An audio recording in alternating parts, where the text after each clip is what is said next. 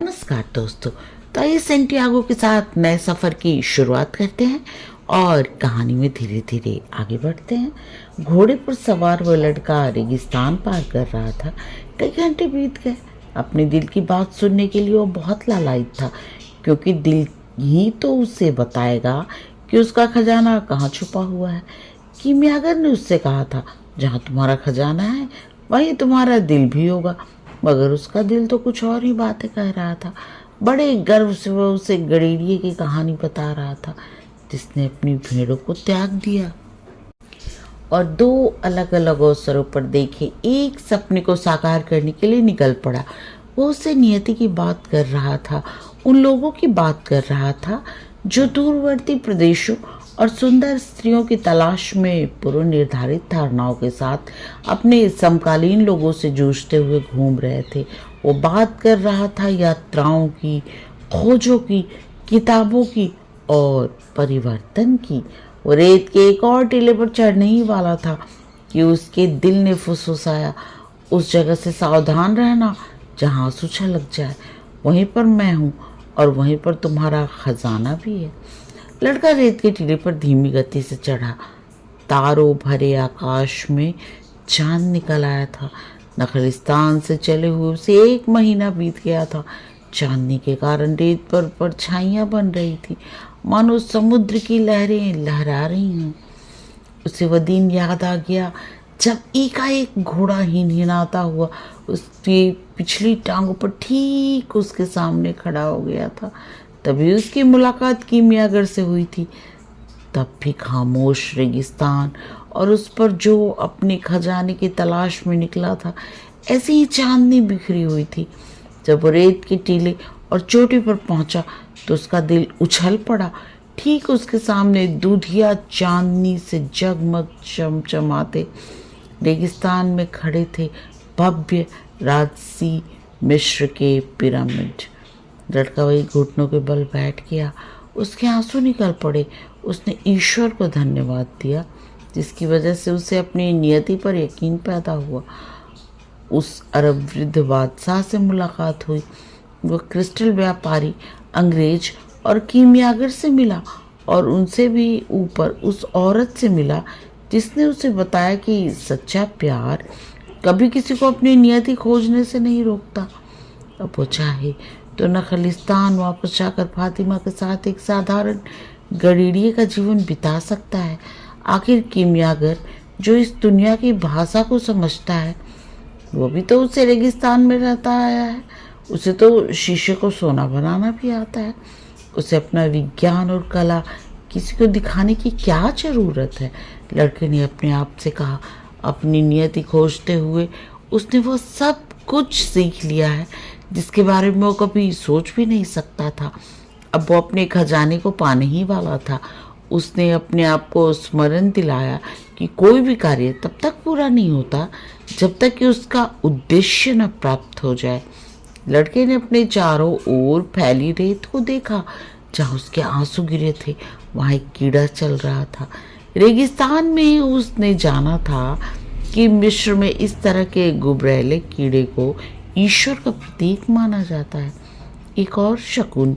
लड़के ने उस जगह को खोदना शुरू कर दिया। जब वह ऐसा कर रहा था तो उसे क्रिस्टल व्यापारी के शब्द याद आ गए। हर कोई अपने आंगन के पिछवाड़े पिरामिड बना सकता है, लेकिन अब लड़के के सामने साफ था, यदि वो अपना सारा जीवन एक के ऊपर एक पत्थर रखने और उनसे पिरामिड बनाने में लगा भी दे, तो पिरामिड बना पाना उसके बस की बात नहीं है।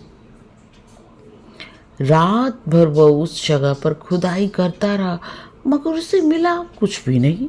उसे लगा शताब्दियों पहले बने इस पिरामिड के काल चक्र तले वो दबता जा रहा है, मगर वो रुका नहीं।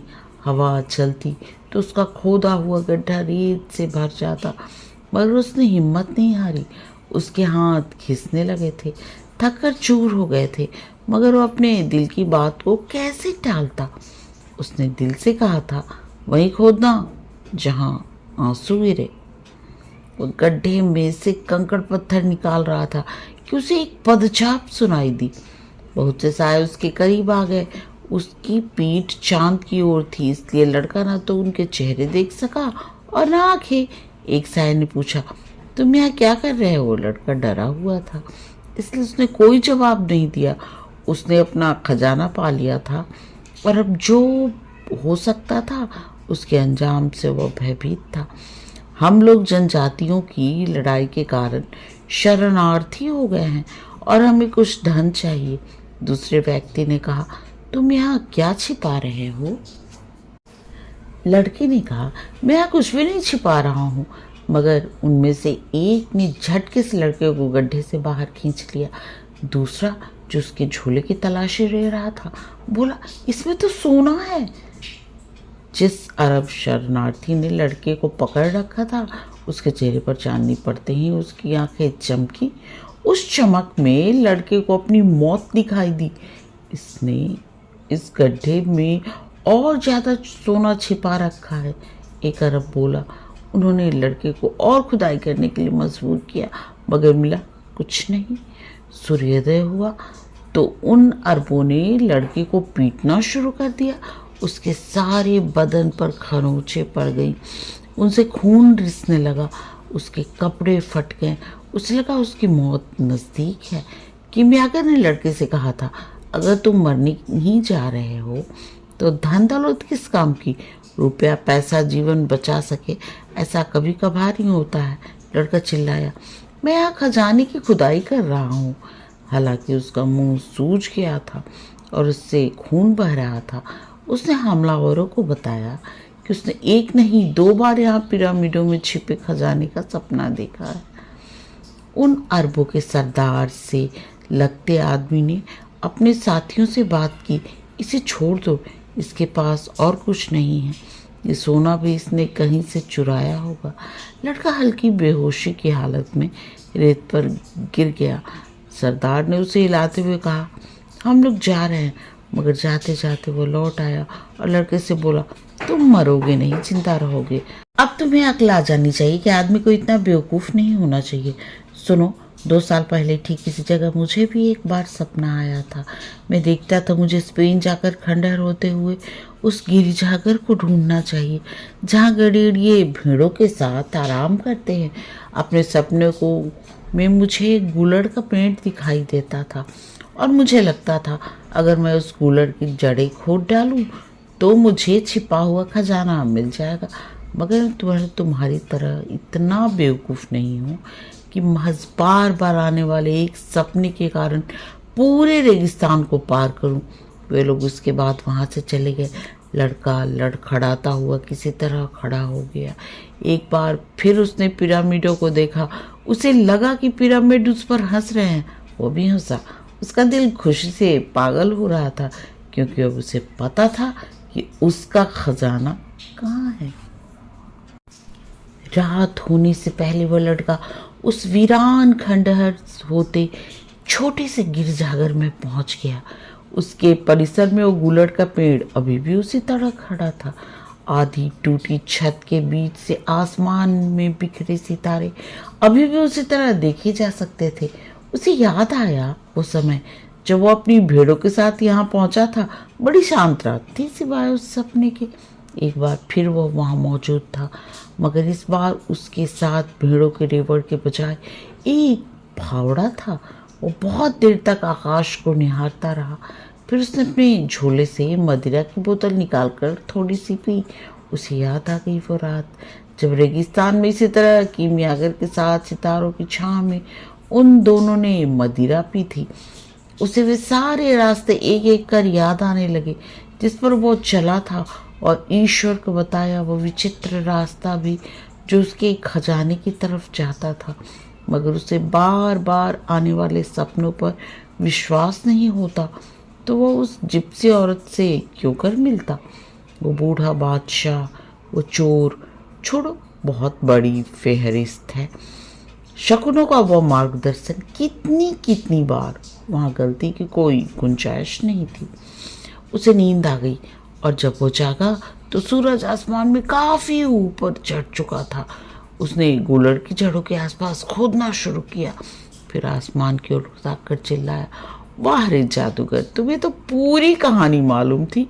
तभी तुमने उस मठ में उस गिरजाघर तक मेरी वापसी के लिए सोने का चौथा भाग छोड़ा था। वो मठवासी मेरे फटे हाल को देखकर मुझ पर हंसा था। क्या तुम मुझे इस सब से बचा नहीं सकते थे? नहीं, हवा के तरंगों से आती एक आवाज़ ने उससे कहा। अगर मैं तुम्हें पहले से सब कुछ बता देता तो तुम पिरामिडों को कैसे देख पाते? कितने सुंदर और भव्य हैं वे, है ना? लड़का मुस्कुराया। उसकी खुदाई जारी थी। आधे घंटे बाद उसका फावड़ा किसी ठोस वस्तु से टकराया।